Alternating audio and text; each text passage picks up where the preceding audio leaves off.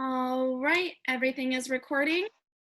So the first one says, Chapter 14, Those Who Can Teach, contained a ton of important information. Each discussion member discussed what pieces of information really stuck out to you and as an individual from the chapter. I did the important communication with parents. Mm-hmm. So I think that's really important. And like as I was even growing up, I would see like a lot of I think it's important just for a teacher to get involved too. It kind of makes the parent care more. And you probably have the same goal in mind, to have the student succeed in everything she does. But that's what I picked. I picked something, it was on page 399, and it was talking about how like a lot of teachers have retired recently, and it says that more than 30% of teachers are at least 50 years old, and that just kind of stuck out to me because I feel like there needs to be more young teachers that are kind of like with the times, because from my experience, like, yeah, there's great teachers that are like older, but like a lot of times I feel like older teachers are kind of going through the motions more rather than like actually invested in what they're teaching.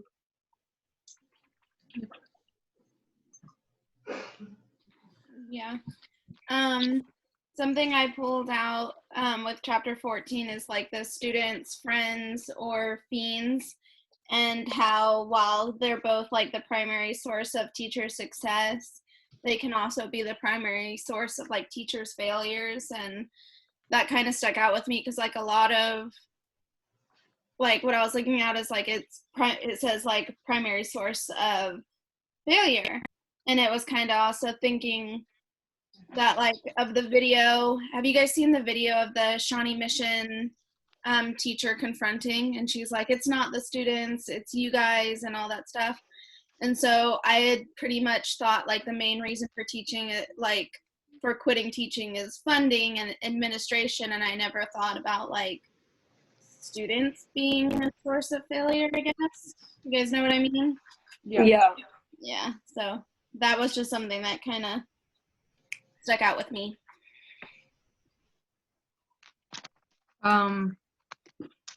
It was like between 2013 and 2021, like there'll be like America will need over 4 million new teachers. I mean, I'm gonna assume that's gonna, I guess for me, I'd graduate like 2022 or 2023. But I don't know, it still leaves me hopeful. There's job opportunities for me. Mm-hmm. Yeah. Okay. Well, question 2 is, what was your takeaway from the co-mock teaching experience? Each member discuss their reaction. So my experience, it wasn't too bad. Like, I liked working with my people. I just found it was a little difficult to get everyone on the same page, especially since we all are on different schedules. So finding time to actually like, we never got to like Zoom meet about what we wanted to teach. It was fully through text, so that was a little difficult. That's funny. That's kind of sorry. Yeah, me and Danielle, we were like only on the Zoom meeting. Like it was really hard to text everybody and get like a certain time. But then once we got the time, we did everything through Zoom and like nothing else. So, but what I pulled away most from it is like, it took a little bit, but once we started being able to bounce off each other, we did it really well, and that really started helping. Like once we started bouncing off each other and picking up, because like if like one of us got something wrong and the other picked it up, or someone needed a little bit help of like acting like a student, which Danielle did, which was great. And that really helped one of our other members like to act like a student. It helped her be able to teach via Zoom, which is a difficult thing. So I thought it was really cool experience. I liked my group a lot, and that might be why I thought it was awesome. I thought we all like communicated well. We could criticize a little bit of like not really criticize, but like say like, hey, maybe this might work better, and we all handled it well. We didn't take offense to anything like that. And I thought it was really cool. All of our ideas coming together and making something. That was really cool. Yeah. For me, it was, I don't know, like just the whole doing it online over FaceTime. Like that was the hardest part. I mean, but see, I feel like I don't have a good feel for it, to be honest. But I guess what helped is like we both chose different, like we were both kind of in charge of separate things with it. So So you could. yeah, it worked well because of that. Oh, okay. All right. Do we want So, on to 3? I'm good. In Teach Like a Pirate, Hergus discusses part 2 with the following quote: "A good teacher, like a good entertainer, first must hold his audience attention. Then he can teach his lesson." Do you agree with this quote? Why or why not? I said yes because I feel like when I read a book, I need a good hook. I need something to grab my attention and bring me in, like pull me in. And I feel like without that, I'm just kind of just going with emotion. Not really, you know. Yeah, that's basically what I said. Like, you need to hook them in to get their attention in order for them to listen to you at all. Like, you don't want to start them off like already uninterested. Yeah. It kind of made me think about something that we talked about the last time with part 1, where he was talking about passion and how he could listen to someone speak about something for so long if they were passionate about it. And I think that's part of the thing of like being an entertainer is like if you're excited and you're presenting a topic with enthusiasm, then that's going to be something I'm going to listen to even if I'm not interested in it. Like if I'm in an art history class and they're like da blah blah blah, I'm not going to care. But if they're really excited and they're telling me all about this ancient history art, and then I'm going to get excited about it too because they're excited. And I think that's part of like the entertainer portion of it, because you can act and be an entertainer and be excited about something even if you aren't. So Hey guys, sorry to interrupt. I literally feel so horrible right now. Like, I feel like I'm about to like pass out or something. I'm gonna have to cut it short, but you guys continue. I don't know why, but like literally right before I started the Zoom meeting, I'm like sweating and like I just had to run and get water. So you guys continue. do you have family members there? Like Yeah. okay, so I'm your about family's to there, get so if up. you do pass out, you have help, right? Yeah, I'm about to go Right, up with my wherever you are mom. right now.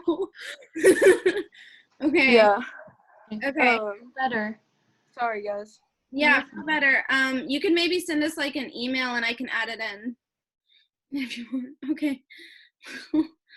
Oh gosh, I feel so bad. Okay, yeah. Do you guys have anything else to add with that one? Okay, I'm gonna also text her, make sure she's doing okay. I'm worried about her now. Number 4 is in Teach Like a Pirate. He talks about transitions will kill you. What are some suggestions he gives in this section so you can keep your students actively engaged? Talks about like having. You can go first. So I was to say, like, the first one is like if they're gonna need materials throughout the class, make sure they have them out and ready to use at the beginning of class. Mm-hmm. That will save you time for the rest of the class period. Yeah. One of the others that I thought was good is he talked about how when someone enters a room or comes to collect somebody, either like funly interacting with that person to keep up the pace of what's going on, or to just like ignore it completely and just continue on. And that way there's less of a lull and then I highlighted that every time you allow or add an unnecessary delay in your presentation, you create another time that you will have to regain the engagement and momentum you lost. So I think that's like a great quote. Like anytime you pause, anytime you are kind of like, well, blah, blah, blah. So like, even if you are like trying to figure out what you're saying, kind of just keep going and bounce off and like talk with your students and stuff like that. So I thought that was a good one. So yeah. That's exactly what I had, all three. All right. And then number 5 is, what is the most important concept you learned from part 2 of Teach Like a Pirate? Each member should discuss their concept. I put like the section where the stand and deliver, and then I chose, I think this is what we're supposed to do. I actually wasn't really sure. That's about taboo hook, and I talked about how it kind of tells them how to get fascinated, like how to, I don't know, like how to make them interested in things that maybe they might not be. Like it talks about how like how things that are forbidden or things that we think we shouldn't, or like we shouldn't know, makes us want to know more.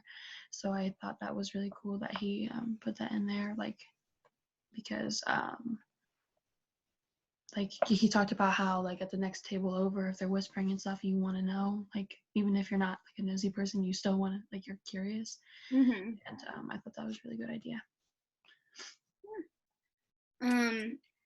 So I loved all the hook ideas that he had and all the different ones, and I went to try and write down some of my favorites, and I had like full, like I think I wrote down, I think I wrote down pretty much every single one. So I went back and kind of just, I love the safari and the like, how can I move it outside of my 4 walls, or the interior design of like moving things around. And then like I was an actor for 6 years, so of course I love the costume and drama aspect of it, and that's something. I thought that was pretty cool part too. Something I never thought about was the people props. Like I always thought about like props and what can I bring in and stuff, but like using the students, and I think that kind of helps add the kinesthetic one as well. And so I had never thought about it, and I loved the people props idea. I just thought that was so cool. And swimming with sharks, I thought that was a really funny way to like say get involved with your students, walk around. But yeah, that was cool. That reminds me, that part, like the props and stuff like that, made me think of in high school, like we would read poetry, and my teacher would have us, stand up and act it out, and that made us, I'm sorry, but Shakespeare poetry isn't always the best. It's not always the most interesting, but when she did things like that, it made us want to get involved and made us see the story in a different way. Yeah, like it's funny because we kind of did like similar stuff, and it's the difference between just like nothing great was ever achieved without, like, of Shakespeare, versus like if you're just holding a cup or have like a sign around your neck that says Juliet, it like makes you be more, oh, blah blah. It's just really funny how like a single one thing or like a sign or standing up can change like the way it's read, which is it's great. Yeah. So, well, I liked how he seems to really like he wants history to come alive, and I think you can even do that with other subjects. Like, yeah, if you're doing something in English, you can be acting it out and like putting them in the story. Or like, even if I've even seen people like doing math and stuff, they'll like, well, this is like for younger grades and stuff, they'll turn the classroom into a store or whatever. Yeah. So that I don't know, they can be completely immersed in what they're doing and not just do a worksheet. Yeah. I work at an early learning center, and whenever we have, we call it, it's like CARES, I want to say. I don't know. It's like a certain thing to follow. And we do a gas station, and then they have like a cash register, and then there's the person who does the cash and stuff. And I think it's really cool. It's really fun to play with the kids and Mhm. watch them do that stuff. Yeah, I also think that's a great like technique for even like second graders who are learning like how to count out change and how to add and subtract it, because that's what I was doing with our second graders right before this whole hubbubaloo happened.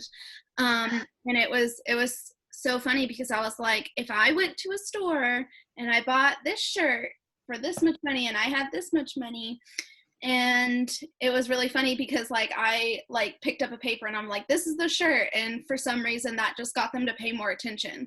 If I was like, okay, this is this, I'm paying $15 for this and I had $30, so how much do I have? And that just makes them want to figure it out more, just the single fact of me like having a cutout piece of paper that looks like a shirt. And so I think that would be like creating a little store, like them walking in one day and it being like a little store in their room. I think that'd be super cute. And they each get like a super amount of dollars and they have to figure out what they can buy and what they can't. It's not really learning for them. Like it is learning for them, but like they don't really see it that way. They see it more as like, oh, we're playing a game. Yeah, and it's fun for them. I think I talked about in another one of my classes that one of my teachers did like awards bucks. And then at the end of the year, she had an auction, and it really helped us with like planning because all the good stuff was at the end. So I got really good with planning money in 4th grade because I was like, I want that stuffed dog, which ended up in the trash probably a year later. But I was like, I gotta save up my awards bucks. Yeah. And I think, and then like we were like subtracting what we had bought and how much we had, and like doing all this little math, and it was so unprompted. Like she didn't tell us to do this math or to plan this way, but the situation she put us in made us want to do it. So I thought that was like a really great thing to do. So yeah. Cool idea. All right. Sorry, I'm texting Summer because I want to make sure she's okay because I'm really worried. But we're about at 15 minutes, so I'm going to stop it, all right? Okay. Bye, guys. Bye.